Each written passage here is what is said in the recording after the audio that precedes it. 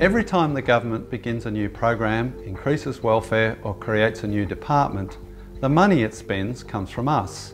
There is no such thing as government funding. The only money the government has is what it collects in taxes from people like us. And the most expensive thing that most of us pay for every year isn't our car or our house, it's our government. But what are we getting for our money? Is it being well spent? The government today has grown far beyond just providing the essential services. It now plays a role in almost every aspect of life. Quite a lot of tax money goes back to people who paid it in the form of benefits. That's called welfare churn. Welfare was supposed to be a safety net for those most in need, but it's grown to the point where, according to the ABS, nearly 50% of all Australian households are receiving some kind of welfare payment. And about a quarter of all households get a majority of their income from welfare. And all that money, plus money for the health system, the education system, infrastructure, and over 160,000 bureaucrats to keep it all running, all of that comes from taxpayers' pockets. That's why it can be hard to make ends meet, even when you're working full-time. Every day of your life, you are working to keep a bloated, in fact obese government running. It's not just income tax either, it's GST, tobacco tax, alcohol tax, petrol tax and many others, plus tariffs, stamp duty, rates and the list goes on. Depending on how you calculate it, anywhere from 1/3 to 1/2 of an average full-time income is taken by the government. Then you get to use what's left over to pay for your actual cost of living.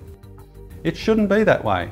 The Liberal Democrats believe taxes should be cut dramatically and the size of government reduced, so people can afford to do for themselves what they currently depend on the government to do for them. Welfare churn is a self-perpetuating problem. The more we're taxed to pay for welfare, the more people need welfare, and so the problem just gets worse and worse. If people paid less tax, they could afford to pay for more things themselves. We think there are ways to achieve this. One is to expand the superannuation savings account system, so money saved can also be used to pay for healthcare, including health insurance. Perhaps even unemployment and disability insurance could be funded like this too, in addition to retirement. That way, the benefits people receive would be from money they have saved themselves, not from taxpayers. And of course, such savings should not be taxed. Taxpayer-funded welfare should always be available as a last resort to those who have no other options. But no one on welfare should be better off than anyone who is working. That's definitely not fair.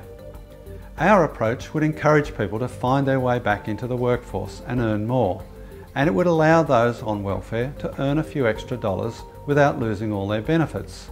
Some work is better than no work.